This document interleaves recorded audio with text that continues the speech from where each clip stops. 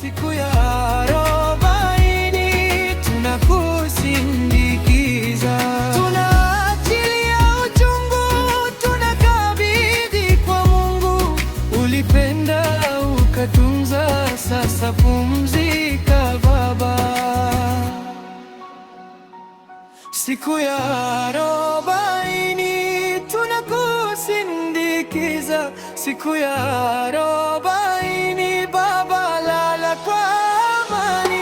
Siku ya arobaini Mungu akukumbuke, siku ya arobaini tunakusindikiza.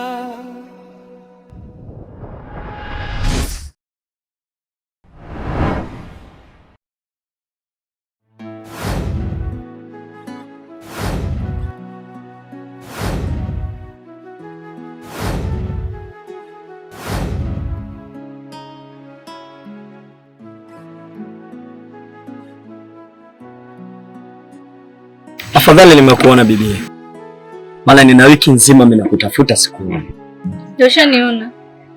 Ila kuna jambo ambalo linaniumiza kichwa na ningependa kulijua leo, kanipa ufafanuzi wake vizuri. Jay nani yako? Ni mume wangu. Nataka kusema Jay ni mumeo? Hilo ndio jibu sasa. Sawa. Kwa hiyo hivi haujali hata hisia zangu?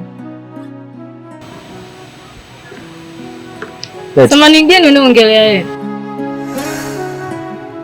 Eti haujali thamani yangu au upendo kwako? Upendo bila pesa sio kitu. Kwani upendo ni upendo gani? Mimi nani yako?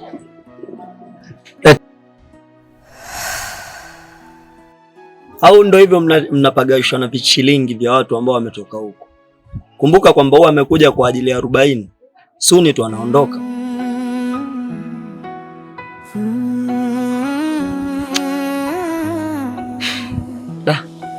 Siku zimehesabiwa toka ulipotuita. Sawa. Nyumba imebeba kimya na macho. Hilo ndio jibu.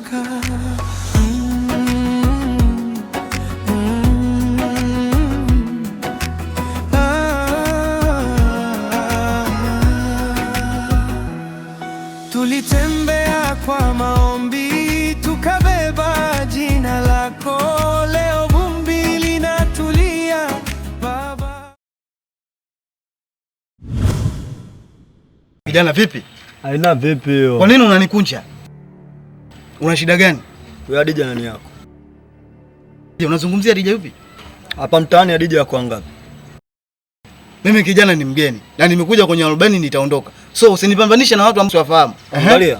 Michezo unaoleta hasarau juu. Niambie. Alafu mimi nishaelekeza na nusu ya mtaa wanajua kwamba mimi na Adija tuko vipi. Kwa hiyo ndo chanzo cha kunikunja mimi? Kwa ajili ya Adija? Nisikilize kijana. Hebu tafuta hela. Tafuta, sivai manguo makubwa tu ili mradi uonekane kuwa una mbavu ya kukunja watu hapa njiani. Wanawake wanahitaji matunzo. Unajua Adija pengine amenifuata mimi nazungumza naye kwa sababu ya nini? Kijana. Wewe, hivi unajua vipi wewe?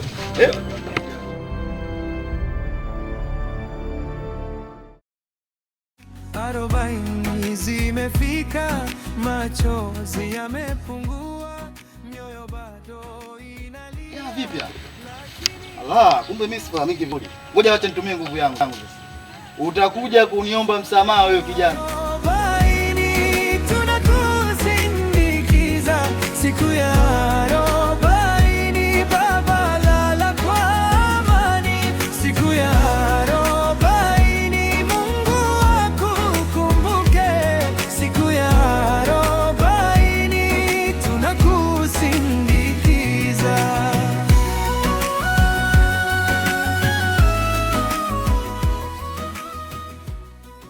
Sasa kuna yule kijana, si unamjua? Yule ambaye anaitwa Jane, ambaye anaishi naye pale nyumbani kwangu.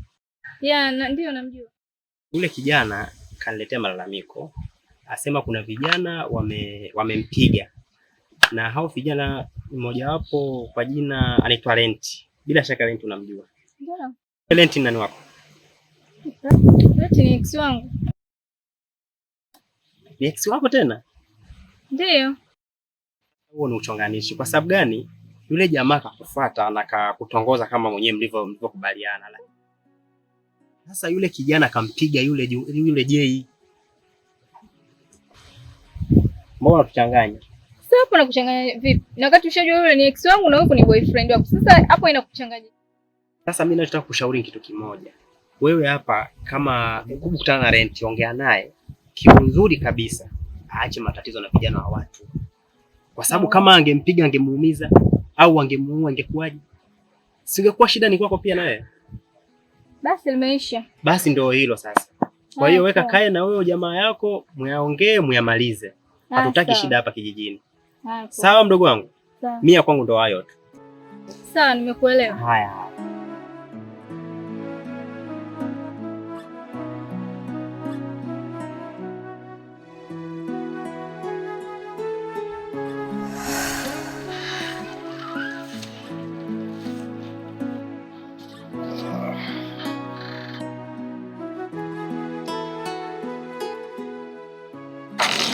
Halo. Bebe kaka. Safi, vipi Lenti? Safi na mbele. Safi, mambo unasemaje? Namshukuru Mungu, nipo mtu. Salama. Sasa mimi niko hapo nyumbani kwangu. Nilikuwa nakuhitaji kidogo, kuna mazungumzo tuzungumze kidogo. Muda huu? Mida hii. Basi. Sawa. Haya. Anakuja nipe dakika 3 tunapata kwa shughuli. Basi,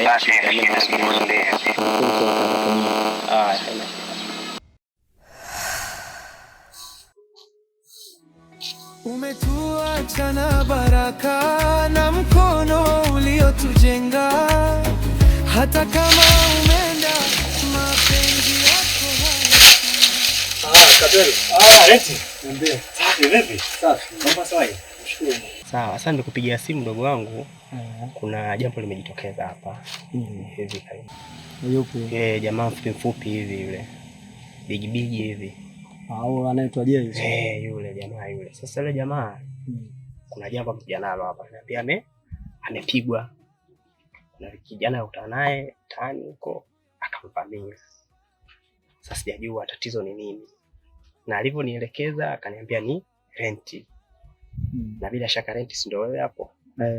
Sasa ndio maana nakupigia simu ili nije nielewe kwa shida ni nini au tatizo ni nini. Labda nikutoe hofu kwa kitu kimoja. Jay nimekutana naye kweli, ila sikumkaba wala sikumfanyia fujo. Isipokuwa ni kama wanaume tulikutana tukaelekezana. Sasa Bwana Jay anavamia misitu ambayo si yake. Na baada ya kuja asiulize wenyeji yake kama kujiingilia kila siku. Sasa Jay kama Jay mimi nilikutana naye kweli. Kaja nikamwelezea maisha kweli alivyo, isipokuwa yeye alinijibu majibu ya kejeli. Maana chanzo yote ni yule binti ambaye anaishi naye hadi hivi. Sawa, namjua ile msichana. Kwa hiyo bwana nikaja nikamwambia mimi napata tetesi zako. Maana mimi ni wa kiume alafu istosha hapa mtaani hakuna ambaye hajui kitu hichi. Sawa. Kweli Bwana Jay kuja kumwambia mwenzangu kapaniki. Inafika stage mpaka eti ananitishia amba atanitia sijui askari aje anipoteze. Ambaye kwako mkazi bure, isipokuwa ukweli lazima uwe rudi jana usiku. Maana mpaka nimekupigia simu kama hiyo, maana jamaa kaja anawaka. Katoa macho. Yale akamuuliza shida nini Jay? Asema bwana ndio hivyo kama nilivyokuambia. Na mimi nikamwambia bwana hapa ni kijijini bwana. Vijana watakupiga kweli kama kweli umewavamia wasichana wao. Akaniambia tena mimi mwenyewe akaniambia na mimi pia sina maana. Kwa hiyo ndio hivyo ndio maana akakuita kama hivyo mdogo wangu. Kama hivyo mdogo wangu. Sawa, siofu kwa hilo. Nenda kukutana naye. Na tutamaliza kiume then nitakuletea mrejesho. Sasa. Wala siofu kakangu kwa hiyo. Basi haina shida mdogo. Sawa, mimi ngoja niende hapo chini mara moja nikamuone mzee naye. Anatoka jana nije niliishia tu ghetto sijamuona mzee. Sawa. Nenda nikamuone mara moja then nitarudi. Basi haina shida. Sawa, usiofu kwa hiyo. Wewe karibu sana mdogo. Tutamaliza. Basi nashukuru kwa kusikia. Siku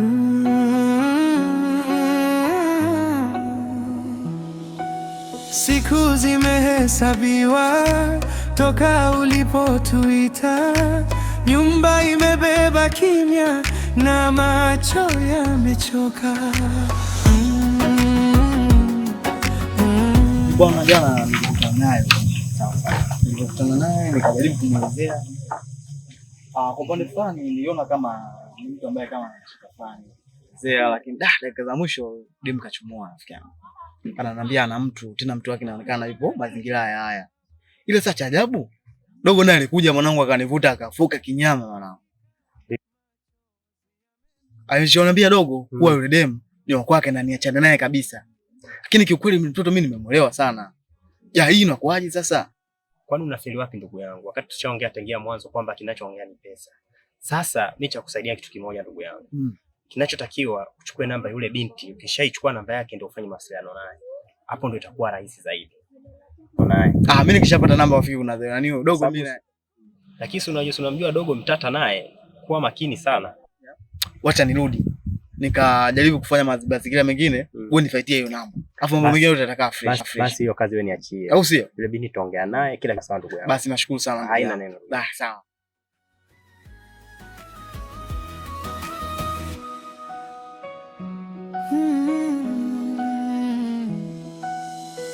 Kiti chako kipo wazi, lakini sauti imebaki. Kila dua tunapoinua, jina lako linang'aa.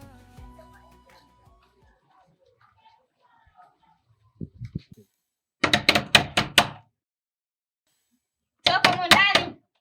Jamani, kuna nini kwani? Kuna kelele? Wifi kwema? Wifi yuko hiyo. Mmefuata nini kwanza? Nenda na rent. Rent ni nani? Tuseme rent mjue. Salata upele. Mchana wote hii makelele saa hizi imefuata nini majumba ya watu? Msoka makwenu mkapika chai, mkapika vyakula huko. Hii laana hizo zenu zinazohangaisha watoto wadogo wazima. Shida yetu. Kama rent yuko mwambie tu. Tena nyamaza. Naongea na huyu kisalata upele. Unanyamazisha kama nani? Mimi kama dada yake rent. Kama rent hayupo mundani.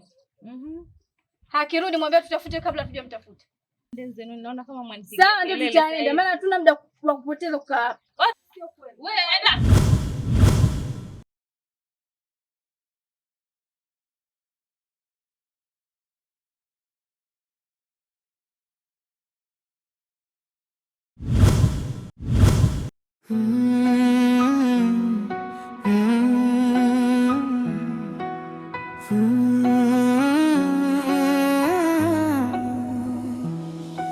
Siku zimehesabiwa toka ulipotuita, nyumba imebeba kimya na macho yamechoka.